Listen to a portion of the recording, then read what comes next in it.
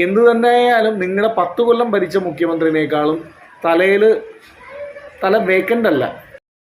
നമ്മുടെ പൂക്കി മുഖ്യമന്ത്രി ഉൾപ്പെടെയുള്ള ആളുകൾ. പൂക്കി മുഖ്യമന്ത്രിയാ? നമ്മുടെ മുഖ്യമന്ത്രി വി.ഡി. സതീശനല്ലേ? മറന്നു പോകരുത് അത്. ഇല്ല ടീച്ചറെ, മറന്നു പോകില്ല. പക്ഷെ കാര്യം എന്താന്ന് പോട്ടെ. നമ്മുടെ നാട്ടിലെ അങ്ങേയറ്റം പ്രയാസകരമായിട്ടുള്ള ജീവിതം മുന്നോട്ട് കൊണ്ടുപോകുന്ന ദയനീയരായ മനുഷ്യരോടുള്ള പ്രതിബദ്ധത നന്നായിട്ടുണ്ടായിരുന്ന ആൾക്കാരാ. പ്രതിബദ്ധത പ്രത്യേകിച്ച് സ്ത്രീകളെടുത്ത് ഭയങ്കര പ്രതിബദ്ധതയാണ്. പ്രവൃത്തിയിലോ അതുണ്ടായിരുന്നോ ടീച്ചറെ? ഒന്നാമത്തെ ഉത്തരവാദിത്തമുണ്ട് എന്ന് ആ പൂക്കി മുഖ്യമന്ത്രിയെ ഓർമ്മിപ്പിക്കാൻ ഞാൻ ഈ അവസരം ഉപയോഗിക്കാം. 10 വർഷം ഭരിച്ച് നാട്ടുകാരെ, ജനങ്ങളെയും പാർട്ടിക്കാരെയും എല്ലാരെയും വെറുപ്പിച്ച് അതെല്ലാരും കൂടി സ്വന്തം പാർട്ടിക്കാരും നാട്ടുകാരും എല്ലാരും കൂടി ചവിട്ടി പുറത്തിട്ട ആൾക്കാർ പുതിയതായിട്ട് മന്ത്രിസഭയിൽ വന്ന ആൾക്കാരെ ഓർമ്മിപ്പിക്കുകയാണ് എന്തൊക്കെയാണ് ചെയ്തു കൊടുക്കേണ്ടതെന്ന്. 10 കൊല്ലം കയ്യിലുണ്ടായിരുന്നപ്പോൾ കൃത്യമായിട്ട് ചെയ്തിരുന്നെങ്കിൽ ഇപ്പോഴും നിങ്ങൾ തന്നെ ഭരിക്കുമായിരുന്നു. അടിത്തട്ടിലെ സാധാരണ മനുഷ്യർക്ക് ഒന്നാമത് പരിഗണന കൊടുക്കണം. ജീവിതത്തിൽ ഏറ്റവും പ്രയാസം അനുഭവിക്കുന്ന മനുഷ്യർക്ക് ഒന്നാമത് പരിഗണന കൊടുക്കണം. ശരിയാ, ഒന്നാമത് പരിഗണന കൊടുക്കണം. പക്ഷെ ഇവര് ഭരിച്ചിരുന്നപ്പോ ഏറ്റവും പ്രയാസം അനുഭവിച്ചിരുന്നത് സ്വന്തം പാർട്ടിയിലുള്ള ആൾക്കാർ മാത്രമായിരുന്നു. എനിക്കിത് കേട്ടപ്പോഴേ സലീം കുമാറിന്റെ പഴയ ഏതോ ഒരു വേദിയിൽ പ്രസംഗിച്ച ഒരു കാര്യമാണ് പറയുന്നത്. പുള്ളി പറഞ്ഞു, ഞാൻ പാവപ്പെട്ടവരെ ഒരുപാട് സഹായിക്കുന്ന, കൈ കഴിഞ്ഞ് സഹായിക്കുന്ന ഒരു വ്യക്തിയാണ്. എന്നിട്ട് പുള്ളി വിശദീകരിച്ചത് എങ്ങനെയാണ്: എനിക്ക് മാത്രമേ എൻ്റെ വീട്ടിൽ ജോലിയുള്ളൂ, ഞാൻ മാത്രമേ വരുമാനം ഉണ്ടാക്കുന്നുള്ളൂ, എൻ്റെ ഭാര്യയും മക്കളും എല്ലാവരും വളരെ പാവപ്പെട്ടവരാണ്, അതുകൊണ്ട് എനിക്ക് കിട്ടുന്ന പൈസ മുഴുവൻ ഞാൻ അവർക്ക് കൊണ്ട് കൊടുക്കും. അതുപോലെയാണ് ഈ പറഞ്ഞത്.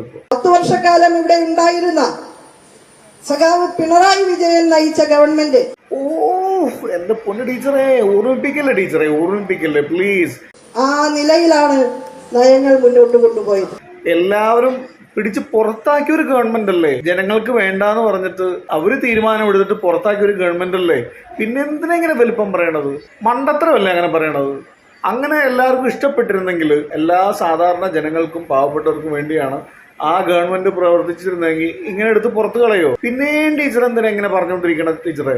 എന്റെ ടീച്ചറെ, നടന്ന കാര്യങ്ങൾ വേണ്ടേ പറയാൻ? 10 വർഷക്കാലം ഭരിച്ചിട്ട് എന്ത് ചെയ്തു എന്നാണ് ഈ പറയണത് ടീച്ചറെ? ആശാ വർക്കർമാര് സെക്രട്ടേറിയറ്റിന്റെ പടിക്കലിരുന്നിട്ട് നിങ്ങളുടെ പാർട്ടിയിൽ ആരെങ്കിലും ഒന്ന് തിരിഞ്ഞു നോക്കിയിരുന്നു? ഒരു പ്രൊഫസറായിരുന്ന ആളല്ലേ, ഇങ്ങനെ പറഞ്ഞുകൊണ്ടിരുന്നാൽ എങ്ങനെ?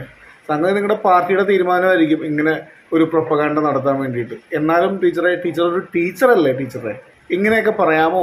രാഷ്ട്രീയത്തിലേക്ക് ഇറങ്ങിയതിന് ശേഷം ടീച്ചർക്ക് എന്തെങ്കിലും നല്ല പുസ്തകങ്ങൾ വായിക്കാനുള്ള സമയമൊന്നും കിട്ടിയിരുന്നില്ല എന്ന് തോന്നുന്നു.